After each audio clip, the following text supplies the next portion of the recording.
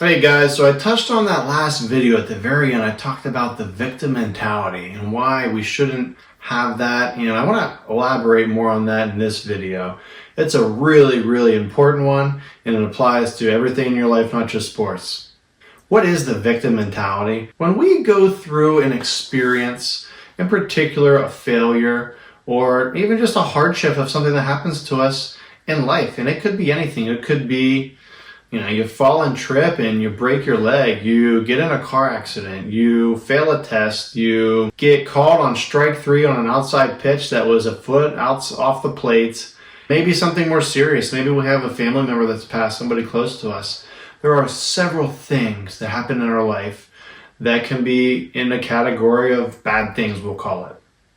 Whether that's a personal failure, whether that's something that's not in our control, something that's a hardship in life. We're all going to go through them, and it's really tough, and some of us sometimes fall into this trap where we feel like a victim to the situation. And what I'm here to tell you is that doesn't help anybody out, and that does not help you out at all, because you still have to deal with it. And in this section, we have two tunnels and lanes again. I talked about in the last video how it was the tunnel over here with the emotional state, and then the tunnel over here with the focus state. Well, in this battle, it's victims and victors. Victims have a mentality that nobody ever helps them. They can't get motivated enough unless other people push them. They don't feel supported and feel the reason they can't get anywhere is because nobody supports them, nobody gives them a chance, and that maybe even everyone's against them. They constantly want other people to feel sorry for them when things are not going their way. And I don't mean for this section to be cruel or uneasy. It's just the reality of the life that we live in, that we are going to all go through hardships, failures, whether that be personal or things that are not in our control. But we forget that that's a mentality. That's a decision we are making about how we view a certain situation. What perspective are we going to choose to have? And which perspective will we choose to help us going forward? That's what really matters. So then there's the victors over here. They make things happen. They create. They know what needs to be done, and they're going to commit to doing it. They don't need anyone to give them a handout. They don't need cheerleaders. They know their lane, and they stay in their lane. They know where they need to get to, and quite frankly, if you're in their way, they're going to find a way through you or around you. Like we talked about the digging holes situation. They're not going to stop their wheels from turning just because they hit some roadblock.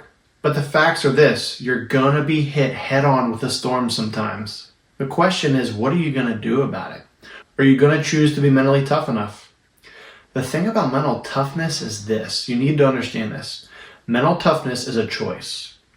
It's not physical toughness either. Mental toughness, what really matters, what's really important, is a choice that we make. Mental toughness is also not something you are born with. It is something that is developed and acquired. It really is courage at its core. When you can have courage at its core, you have that mental toughness. I believe those two go hand in hand. It's as simple as making the one decision, but it's one of the toughest things to do. And I believe when you start to do it more often, it does become easier each time after that, because again, you have developed a habit if you do something enough times. And you're going to see how everything in all of my videos will relate and connect, because how well you can do one thing helps you do something else well, because it's all one big circle. These mental skills are one big circle where one thing connects to the next. I talked about previously how when you start to do something more routinely to where it then becomes a habit, you don't overthink, you start to do things without having to contemplate, because you start to develop this system internally. You start to hardwire your brain in a way where now this is the pattern of behavior. It's crucial. And so again, that applies to everything. Building good habits with being mentally tough, being courageous, having confidence, handling failure, the whole thing. Here's a question I have for you. If we were all a victim, and if we all had the victim mentality, would any of us reach our end destination or become a success? I don't believe any of us would. Right? I don't think a single person that is successful, and do it yourself, really think about it, really analyze and study some of the greats, as I have done over the last several years, did they get there by having the victim mentality?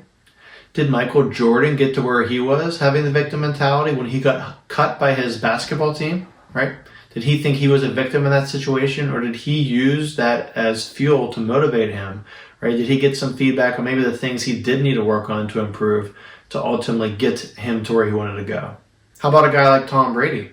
Right? He was expected to be a second-round draft pick, had a great college career, and never got drafted until the 6th round. Was he a victim in that situation, right?